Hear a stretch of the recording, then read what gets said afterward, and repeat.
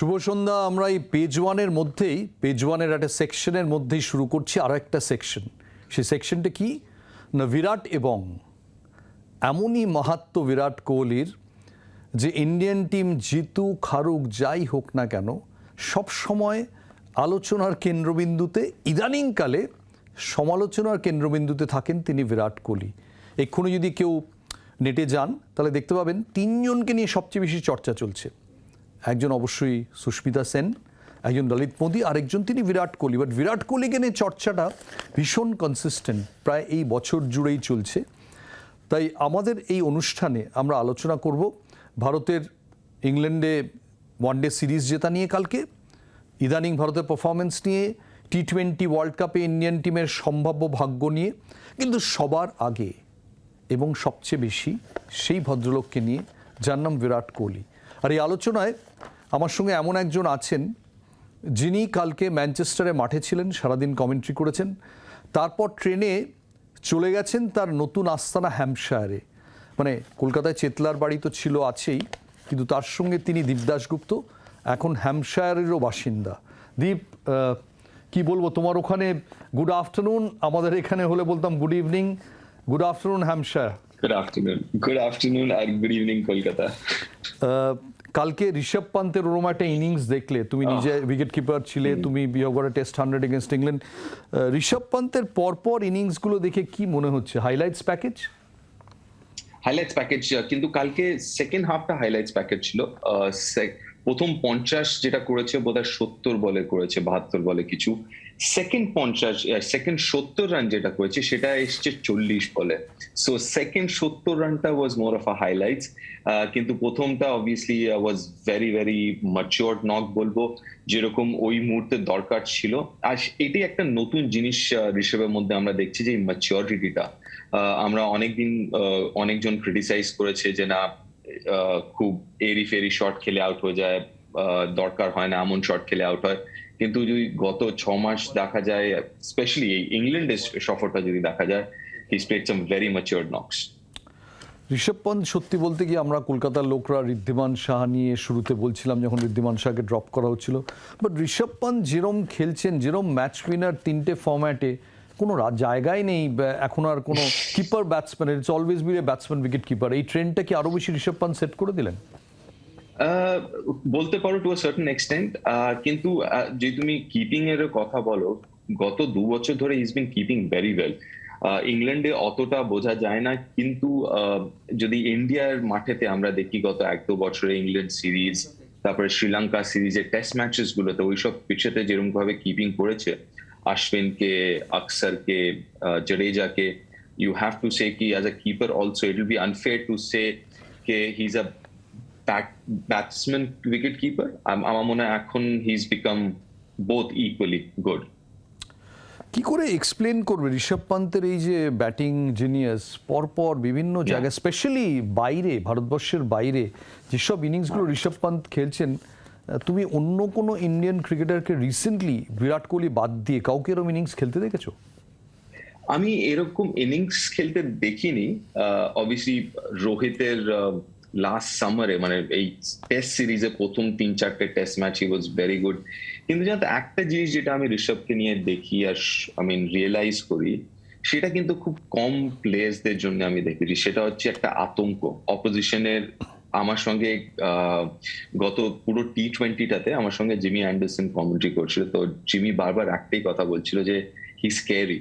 যখন ও ব্যাট করতে নামে, ওই যে আতঙ্কটা, অনেক ভালো প্লেয়ার রয়েছে, অনেক দারুণ দারুণ প্লেয়ার রয়েছে, কিন্তু এরকম অপোজিশনের মনেতে ওই আতঙ্ক যেটা, সেটা কিন্তু অতটা আমি দেখিনি অন্য প্লেয়ারদের জন্য যতটা ঋষভের জন্য আছে opposition. I am talking about Jimmy Anderson. এখানে তোমাকে কিসের জন্য বেশি হিংসে করব বুঝতে পারছি না, এই কালকে ম্যাচটা দেখার জন্য না জিমি অ্যান্ডারসনের সঙ্গে বসে নিয়মিত কমেন্ট্রি করার জন্য। Jimmy Anderson store house of knowledge এবং ইংল্যান্ডের বোধহয় অল টাইম বেস্ট বোলারদের মধ্যে একজন। বাট এই যে ফিয়ারটা, এটা একটা সময় সেহবাগকে নিয়ে অপোনেন্ট টিমে থাকতো, তুমি সেহবাগের সঙ্গে খেলেওছো। এক্স্যাক্টলি, এমএসডি, সেহবাগ, মানে এটা কি জানো তো, ঋষভ শুধু রান বানাবে না, বাট যেই ভাবে রান বানাবে, মানে ডিস্ট্রাকশন যেটা বলে সেটা, তো ওই জিনিসটা একটা হয় কি চলো তুমি মেরে দিলে কাউকে ওভারে 10 রান বার করে দিলে, কিন্তু যদি 10 রানটা একটা এত জোরে 4 মারে যে লোকেরা বুঝতে পারবে না, আর একটা 6 যেটা 100 ইয়ার্ড লম্বা 6, মানে it's only 10 runs, but how you get those 10 runs, আর সেটাই। আর আরেকটা জিনিস যেটা জিমি যেটা বলছিল ইজ, ও কোথায় কখন মারবে ইউ ডোন্ট নো। ও রিভার্স সুইপ মেরে দিতে পারে, ও ল্যাপ মেরে দিতে পারে, ও স্টেপ আউট করতে পারে। সো তুমি ওকে প্ল্যান যে করবে যে ওর বিরুদ্ধে আমি এই জায়গায় প্ল্যান করবো, সেই প্ল্যানটা করা মুশকিল, কেন কি so unpredictable and his so unconventional. আমার কালকে ঋষভ পান্তের ব্যাটিং টেলিভিশনে দেখতে দেখতে মনে হচ্ছিল, আমি জানি না তোমারও মনে হয়েছে কিনা, যে 2019 10th of July ওই সেম মাঠে ঋষভ পান্ত সেকেন্ড ইনিংসে মানে ম্যাচের সেকেন্ড ইনিংসে ওয়ার্ল্ড কাপ সেমিফাইনালে 32 আউট হয়ে গেলেন। আমরা টেলিভিশনে দেখলাম বিরাট কোহলি দৌড়তে দৌড়তে রবি শাস্ত্রীর কাছে গেলেন, একটা খুব অ্যাংরি একটা জেস্চার করলেন, যে যেটা বোঝা গেল যে ক্যাপ্টেন বলছেন যেটা কি শট খেললো, যেটা ইউজুয়ালি ওরম একটা ফুটেজ দেখা যায় না। সেই ঋষভ পান্ত সেই মাঠে ভিন্ডিকেটেড হিমসেলফ। আর ওই দিনের যেটা কথা তুমি বলছো, সেদিনও কিন্তু 4 নম্বরে ব্যাট করতে নেমেছিল, if I am not wrong. ওই দিনও বোধহয় 4 নম্বরই নেমেছিল। সো ইয়া, আই মিন দেখো, there is a reason why সবাই ওকে ব্যাক করেছে, অনেকজনই ব্যাক করেছে, বিকজ ইউ এক্সপেক্ট এরকম innings from Rishabh, because he is a pure match winner. আর আরেকটা জিনিস কিন্তু আমাদের এটাও বলতে হবে, যেটা আমি ওখানে মাঠে একটু ফিল করছিলাম, যে হার্দিকের সঙ্গে partnership, Hardik also was very very good, he was super. আর মাঝখানে আই স্টিল রিমেম্বার 7টা না 8টা ডট বল খেলেছিল মঈন আলীকে, আর বিটুইন এভরি বল হার্দিক কিন্তু হেঁটে যাচ্ছিল, ওর সঙ্গে কথা বলছিল, ওকে ঠান্ডা করছিল। সো আই থিঙ্ক কিছু ওই একটা মাঝখানে একটা স্প্যান এসেছিল, কারণ it's not easy for someone like Rishabh, যেভাবে ও ব্যাটিং করলো প্রথম 30-40-50 রান যেটা বানালো, it is not like Rishabh Pant. তো ওই সময় আমার মনে হয় হার্দিককেও ক্রেডিট দেওয়া উচিত, যে ওই যে ম্যাচুরিটিটা দেখিয়েছে, not only to handle his own innings, but I think ও ঋষভের সঙ্গেও বেশ অনেক কথা বলছিল। আমার ইনফ্যাক্ট ম্যাচটা দেখতে দেখতে টেলিভিশনে দেখতে দেখতে মনে হচ্ছিল যে সেদিন ম্যানচেস্টারে এত কোটি কোটি ইন্ডিয়ান সাপোর্টারদের স্বপ্ন ভেঙে ইন্ডিয়া বাইরে চলে গিয়েছিল, ম্যানচেস্টারের বৃষ্টির জলের সঙ্গে চোখের জল মিশে গিয়েছিল, সেই ম্যানচেস্টারেই ইন্ডিয়ান ক্রিকেট এই কামব্যাকটা করলো 1-all। এই সিরিজটাও মনে হচ্ছিল যে ম্যাচটা চলে যাবে সেখান থেকে, হোয়াট আ কামব্যাক। ও হোয়াট আ কামব্যাক, মানে 72 for 4 বোধহয় ছিল সেখানে।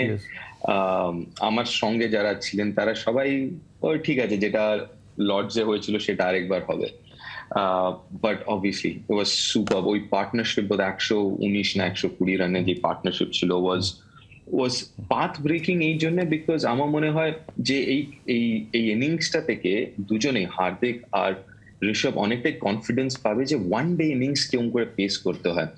এই পুরো সিরিজটা গৌতম দা, this is what I feel, যে দুটো টিমই টেস্ট ম্যাচ গত 2-3 বছরে অনেক খেলেছে, T20 অনেক খেলেছে, কিন্তু ওয়ান ডে কিন্তু অত বেশি খেলেনি, অ্যাজ এ টিম খেলেনি, আর ইন্ডিভিজুয়ালিও, কেন কি রেস্ট বলো, ওয়ার্কলোড ম্যানেজমেন্ট বলো, কিন্তু খুব বেশি ওয়ান ডে খেলেনি। তো আমার মনে হচ্ছিল যে ওয়ান ডে সিরিজটা, যে 3টে ম্যাচে ব্যাটিং সাইড আর্লি ব্যাটসম্যান যারা, তারা বড় লিটল কনফিউজ যে কোন গিয়ারে ব্যাটিং করবো। Test match would be too slow, T20 will be too quick, T20 তে খেলতে গিয়ে 110-15-তে আউট হয়ে যাচ্ছে 140-এ। সো আই থট ওই কালকের ওই ইনিংসটা ওয়াজ আ পারফেক্ট 50 ওভার ইনিংস, যেখানে একটু ইনিশিয়ালি তুমি কনসলিডেট করো, টেস্ট ম্যাচের মতন একটু ব্যাটিং করো, অ্যান্ড দেন তুমি T20 মতন ব্যাট করো লাস্টে। দীপ, ভেরি ওয়েল সেড। এবার আমরা দুবাইতে যোগাযোগ করেছিলাম একজনের সঙ্গে, যিনি সিলেকশন কমিটির ফর্মার চেয়ারম্যান ছিলেন, বিরাট কোহলিকে বলতে গেলে স্পট করেছিলেন ইন্ডিয়ান টিমের জন্যে। তাকে আমরা ফোনে ধরেছিলাম বম্বে থেকে একটা বিয়ে অ্যাটেন্ড করতে, তিনি এখন দুবাইতে, তার নাম দিলীপ ভেঙ্গসারকর। আমরা একটু দিলীপ ভেঙ্গসারকর কি বলেন আমি এবং দীপ খুব আগ্রহ নিয়ে সেটা শুনবো। তাকে নানান প্রশ্ন করা হয়েছিল, শুনুন ভেঙ্গসারকর কি বলছেন। Is Rishabh Pant the finest match-winning wicket-keeper batsman that you ever saw? I can't really comment on that, but of course I think he's highly talented, and he did a fabulous job yesterday. It was a great innings. He and Hardik Pandya won the match for India. And what was more the interesting was that I think he batted till the very end. Till India won the match. I think that was very important to me. And it was a fantastic knock by Rishabh Pant. And I hope he continues in the same vein. I think future as well. As an analyst, how do you explain Pant's brilliance all across the cricketing world? As a batsman, what are his strengths? Well, his strengths are that I think he has lots of shots. The only thing is that if he just plays in the V or whatever, I think he can score a lot of runs. But I think in the middle of the innings, I think sometimes he plays extremely flamboyant shots which are not required, and I think which has been a downfall in the past.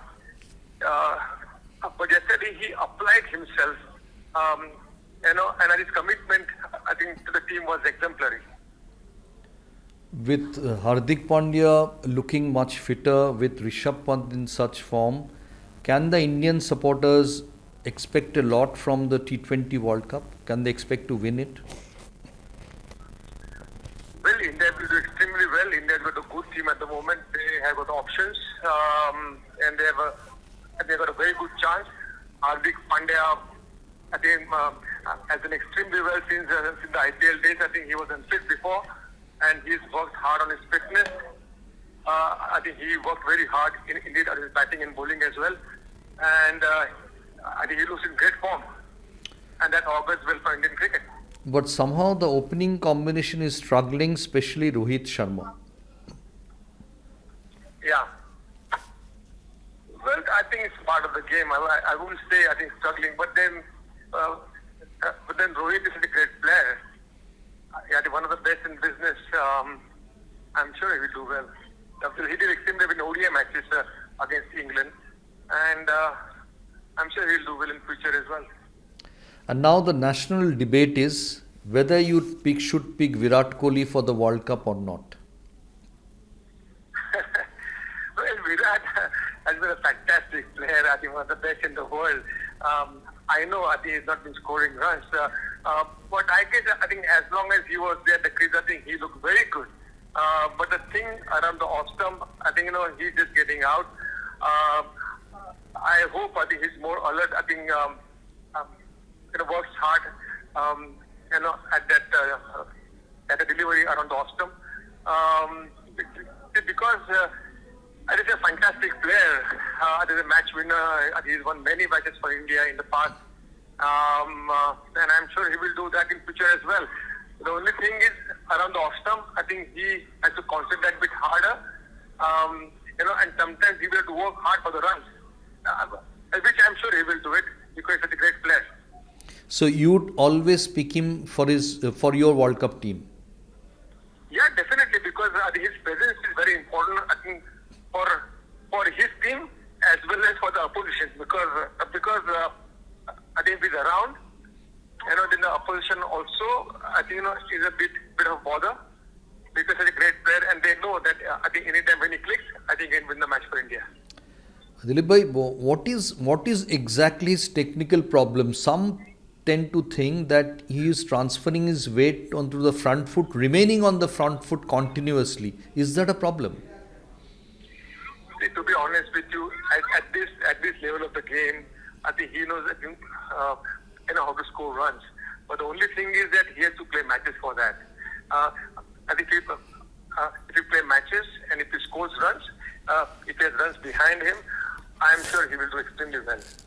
I think these are very small things in which he can adapt into different conditions, different situations. But for that, he will have to really work extra hard for that. That's what only I feel.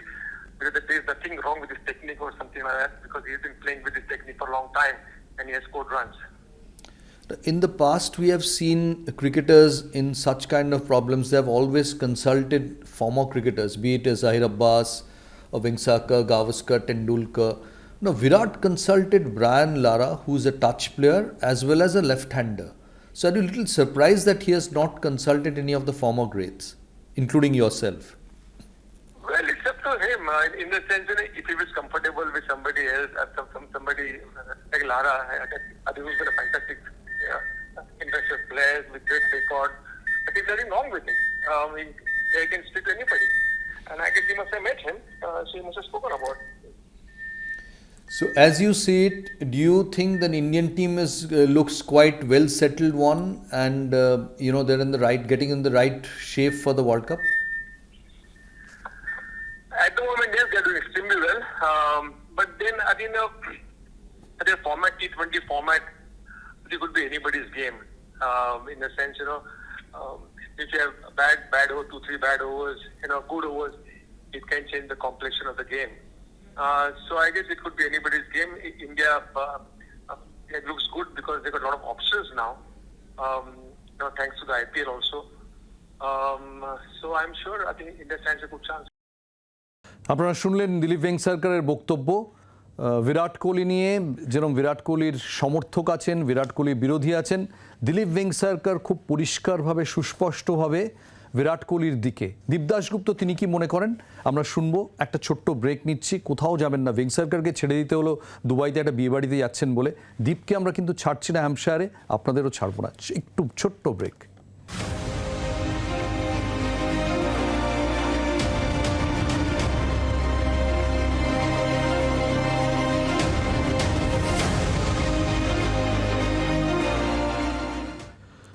আপনাদের বলেছিলাম যে বেশিক্ষণ wait করাবো না, খুব দ্রুত ফিরে এলাম।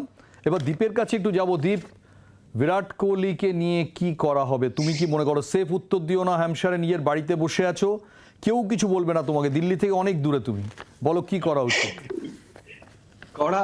দেখো দিলীপ ভাই যেটা বললেন, আই কমপ্লিটলি এগ্রি যে ও ব্যাটিং খারাপ করছে না, right? So couple of things, okay? একদিক হচ্ছে কি obviously it is a fair question to ask, কেন কি এখনো পর্যন্ত সেইভাবে রান করেন লাস্ট 2-3 বছর ধরে। যে প্রশ্ন যেটা করা হচ্ছে that's a valid প্রশ্ন and that's a fair প্রশ্ন। কিন্তু উল্টো দিকে you looking at him, দেখে মনে হচ্ছে না ইজ আউট অফ ফর্ম, যে টেকনিক্যালি কোনো ফল্ট। তুমি যে প্রশ্নটা আমি শুনছিলাম তুমি করলে অ্যাবাউট বডি ওয়েট ট্রান্সফার হচ্ছে না, আগে থেকে ফ্রন্ট ফুটে রয়েছে all that, I don't think that is an issue personally. Technique I don't think is an issue হচ্ছে যে ডেভিল, যেগুলো আমরা আগে ডিসকাস করেছি, যে মাথার ভেতরে। অ্যান্ড আই হোপ রাহুল ওখানে রয়েছে, দের আর আদার পিপল, রোহিত ওই যার ওর সঙ্গে অনেক বছর ধরে খেলছে, Shikhar and all, maybe would help him out create that environment, কেন কি I don't think it's a technical issue, it's a mental issue।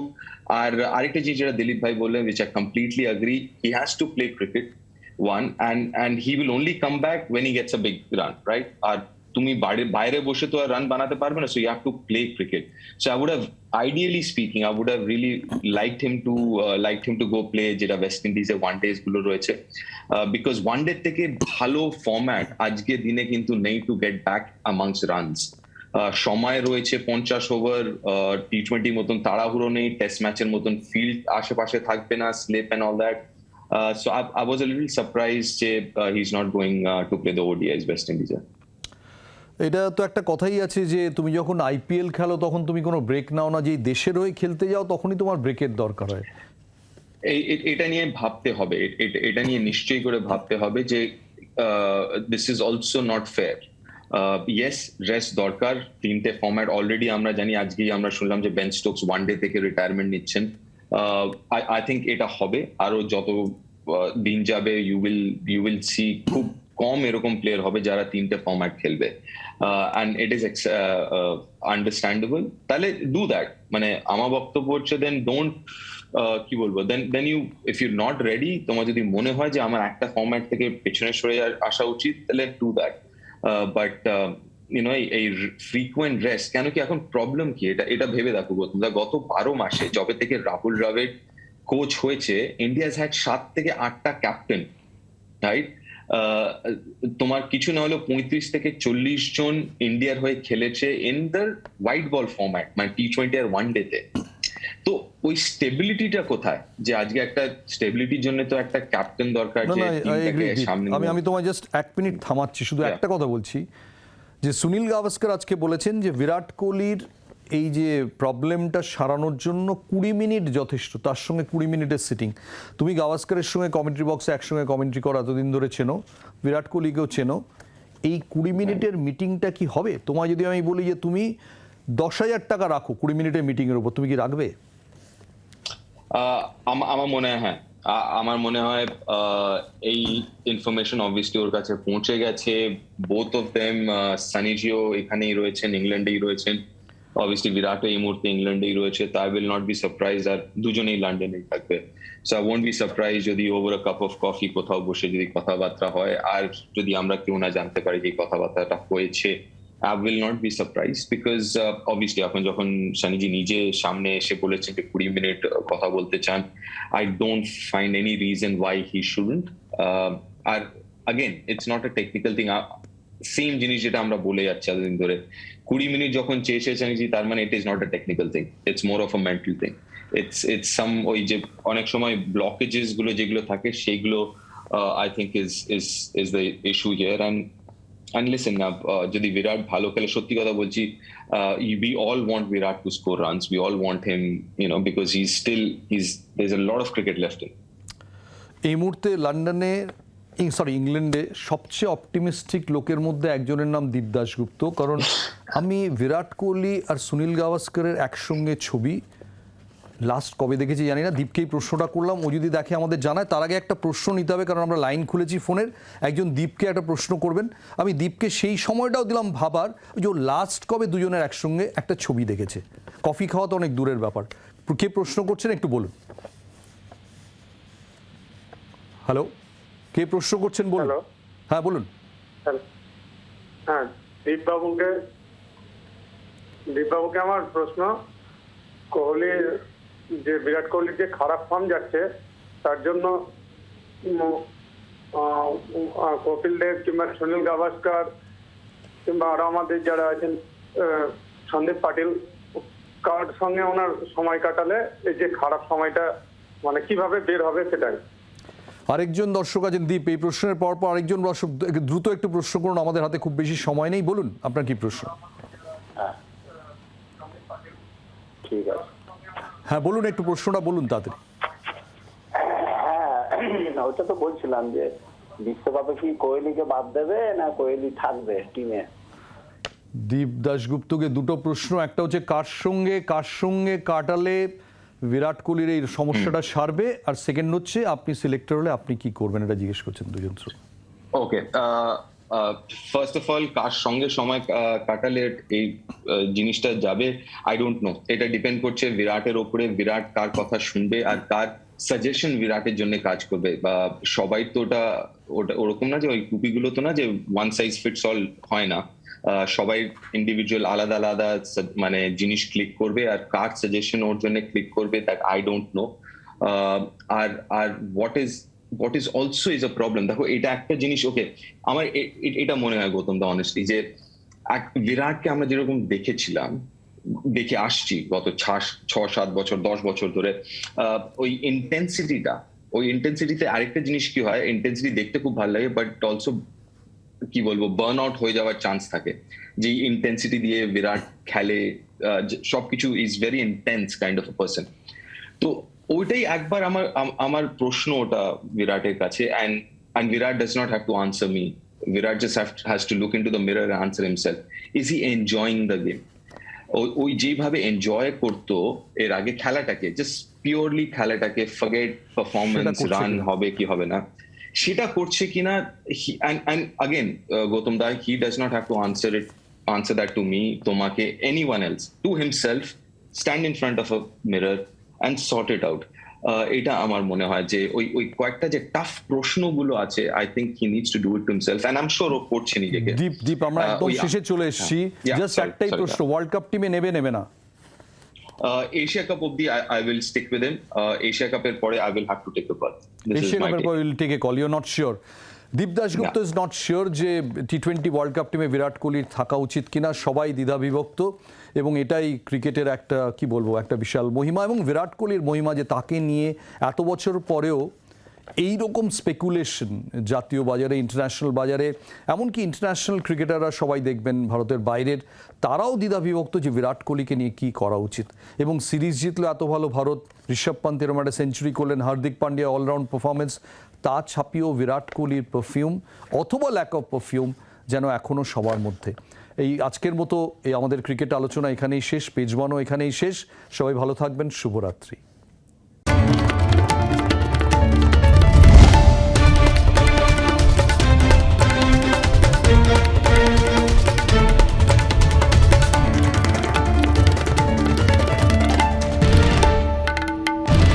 বাংলার আওয়াজ, বাঙালির আবেগ, জি 24 ঘন্টা।